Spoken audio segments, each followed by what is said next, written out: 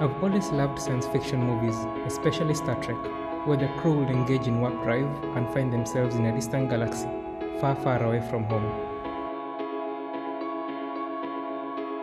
I always imagined what it would be like to arrive on another planet with its sun and sky a different color. That's how that bluish-whitish book, being sold right around the corner, about a 5 minutes walk from high school, caught my attention. It was full of pictures explaining how stars are born and die, and how the northern and southern lights form from the essence of our star, the sun. Since then, I was hooked on science books, being an occasional visitor at various libraries, cyber cafes, and of course, street books. I began my venture to reach for the stars, both literally and figuratively. And this is how I chose astronomy and astrophysics when I came to learn it was being offered at varsity. So I joined Nairobi University in Nairobi, Kenya to formally learn how stars work, including the sun, the laws of gravity, rocket propulsion, remote sensing, and so on. And while it was fun learning new things, I quickly and painfully became aware of just how vast space is, just how out of reach the stars truly are. For instance, it will take thousands of years for humans to ever reach the nearest star, Alpha Centauri, using conventional rockets. And the stars as you see them at night are not as they are at the present moment, but rather they are ghosts of stars, illusions, if you may. Well, I mean, space is so big that light itself takes time to reach us, anywhere from a few years to millions, even billions of years. And just as the stars were becoming more virtual than real, so was this path that I chose for myself, astronomy and astrophysics. You see, I didn't choose your typical career path. I couldn't go for an internship at KPMG like the actuaries or the bank like statisticians.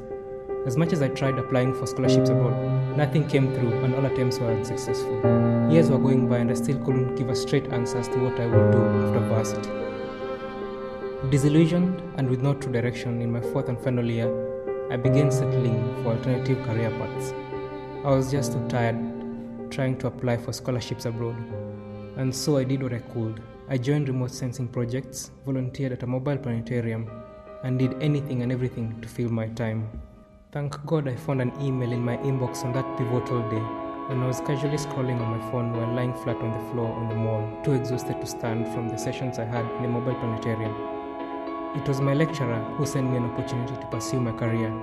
I could finally become a professional astronomer. This was the chance to pursue a postgraduate degree in radioastronomy and was attached to Rhodes University, situated in Maina, South Africa.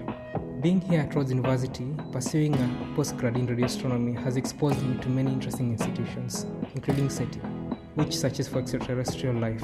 It never ceases to amaze me just how they casually present your findings at conferences you go to. And contrary to popular belief, there is no confirmed evidence of alien life. Even though I could never hope to literally reach for the stars in my lifetime, I always look up, wondering if we are truly alone in the universe. If one day I'll be privileged enough to be at the conference when they announce there has been confirmed evidence of alien life. Or maybe I'll be the one to find this out. In the meantime, I study galaxies and how they change over eons, hoping that one day my research finding, along with those of other astronomers, will chart a path to humanity as we take our first steps towards the stars. And while the path to pursuing your dream is truly never linear, I would like to urge you to dare to dream, to be a trailblazer, because with God, all things are possible.